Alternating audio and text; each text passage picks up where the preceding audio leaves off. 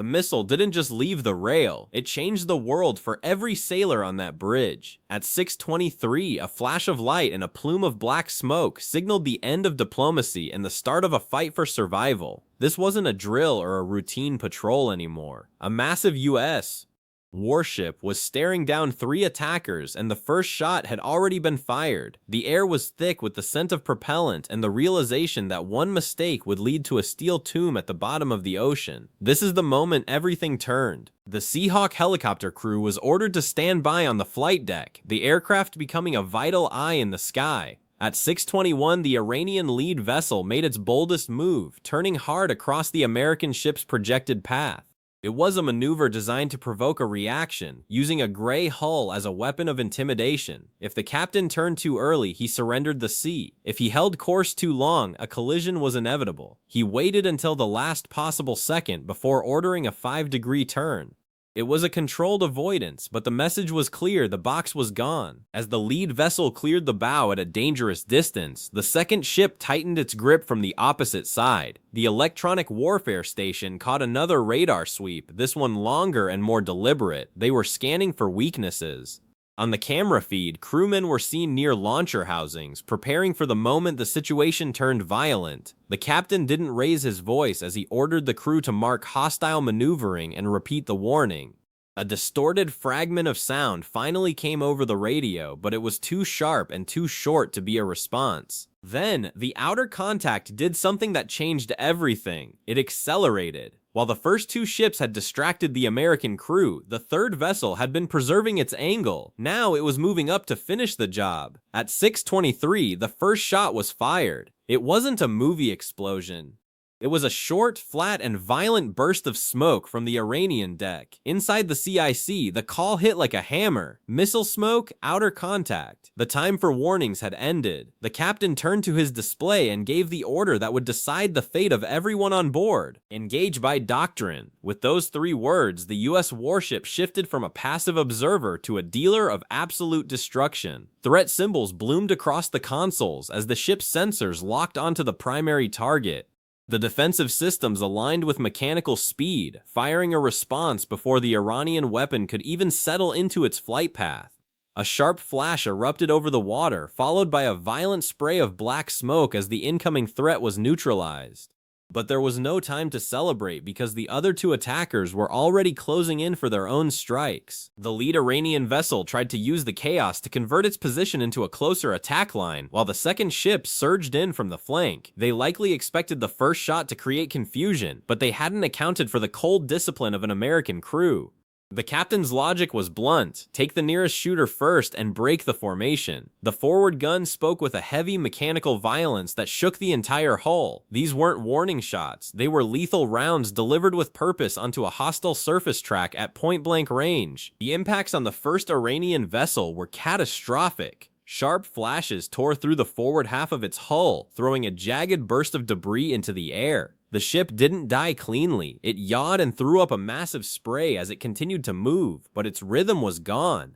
Speed bled off instantly as thick smoke began to billow from the superstructure. The men on its deck vanished from view as the vessel began to drift, no longer a part of the coordinated dance of death that had been planned just minutes before. Seeing its partner crippled, the second Iranian vessel made a desperate turn inward. It was betting on short range and the distraction of the burning lead ship to get within striking distance. The U.S. warship answered by opening the angle and keeping its guns focused on the new primary threat.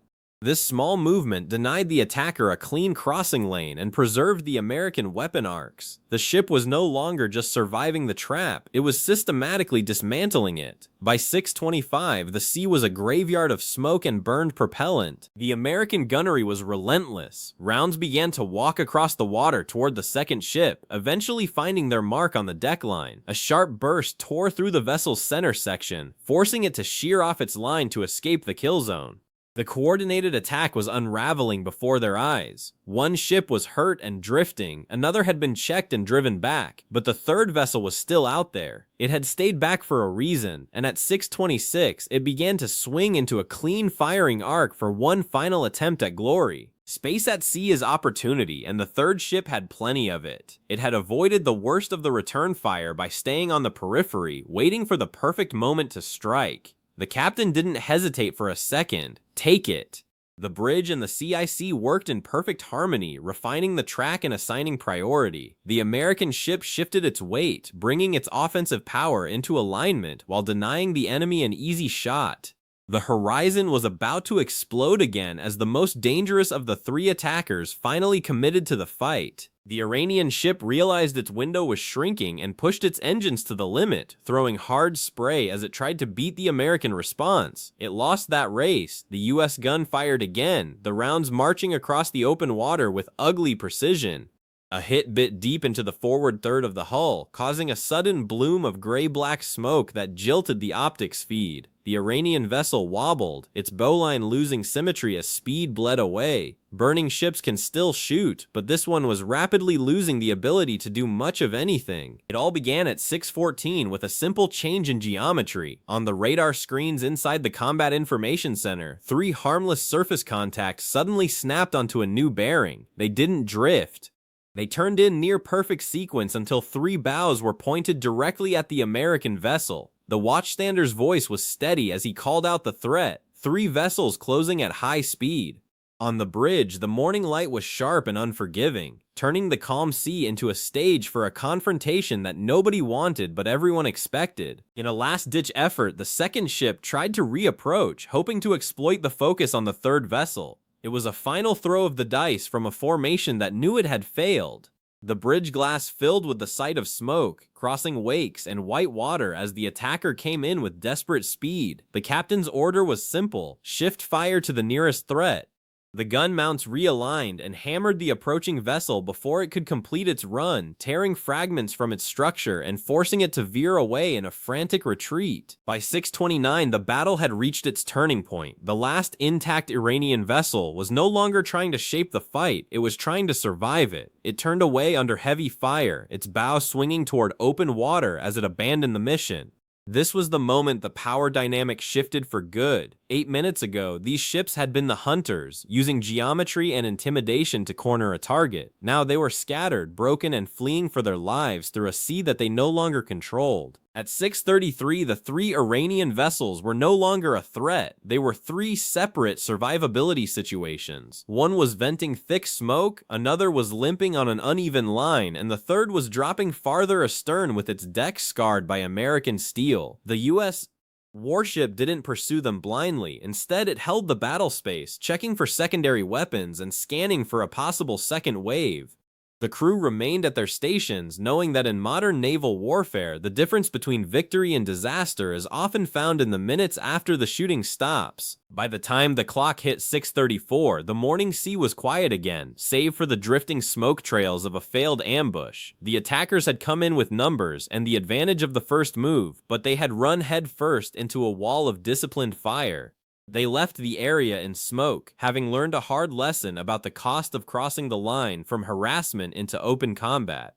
On the bridge, the captain remained steady, a reminder that while weapons are powerful, it is the cold, calculated procedure of a trained crew that truly decides who stays afloat. The captain studied the dark shapes through his bridge glass without a flicker of emotion. His orders were clinical and precise. Track all 3, record everything, and initiate a bridge-to-bridge hail. There was no shouting and no dramatic speeches. On a U.S.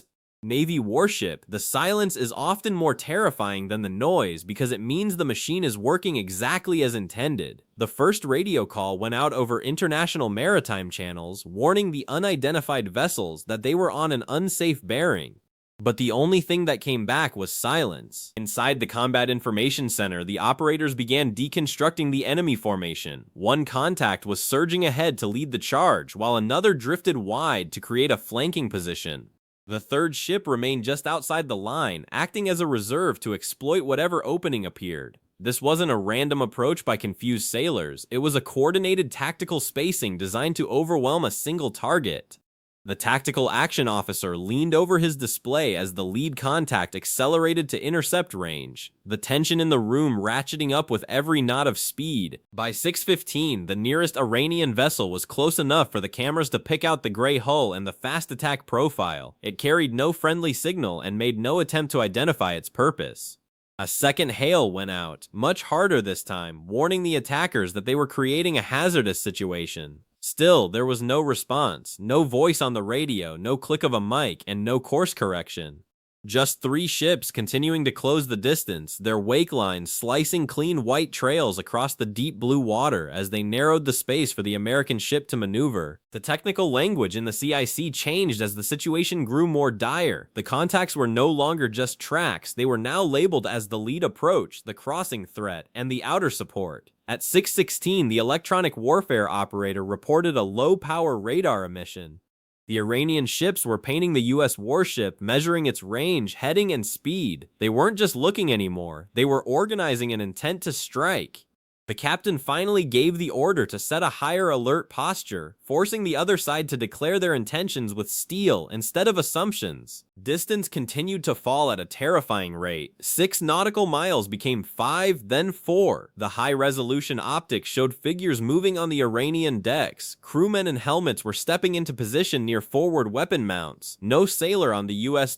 ship mistook this for routine seamanship. At 6:17, the closest point of approach was calculated at under 3 nautical miles. At sea, distance is time, and 3 miles disappears in a heartbeat when multiple armed vessels are driving in from converging angles. The captain called for one final warning, but the radio remained dead. The trap began to close at 6:19. The lead Iranian vessel surged forward, its wake thickening as it pushed its engines to the limit. Off the port side, the second ship cut inward aggressively, no longer probing but moving to shape the water directly in front of the U.S. warship's bow. The captain kept his hands still on the bridge rail, ordering minimal rudder corrections. Moving too much would give away the initiative, but staying still would allow the geometry to tighten around them.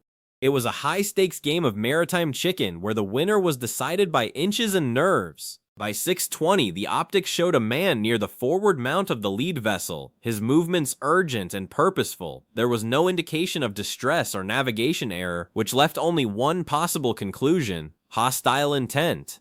Another bridge hail was ignored as the second Iranian vessel threatened to force a collision or a sudden turn. The American ship was being forced into a smaller and smaller box of open water. The captain carefully ordered the close-in weapon system to ready status, a quiet hum of machinery signaling that the ship's last line of defense was awake and hungry.